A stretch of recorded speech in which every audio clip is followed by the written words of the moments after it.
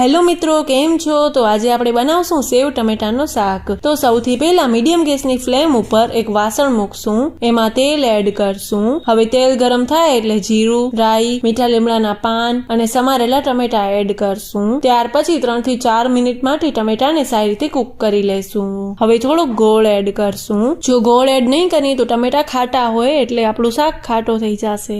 હવે મસાલાઓ એડ કરી લઈએ, જેમાં ધાણા જીરું પાવડર, હળદર પાવડર અને સ્વાદ અનુસાર મીઠું એડ કરશું। હવે બધું જ સારી રીતે મિક્સ કરી લેશું। હવે ઉપરથી રસા માટે થોડુંક પાણી એડ કરશું। ત્યાર પછી સેવ ટમેટાનો શાક છે તો સેવ તો જોઈશે જ, એટલે થોડીક સેવ એડ કરશું અને પછી મિક્સ કરી લેશું। હવે ઉપરથી લાલ મરચું પાવડર અને કોથમીર એડ કરશું।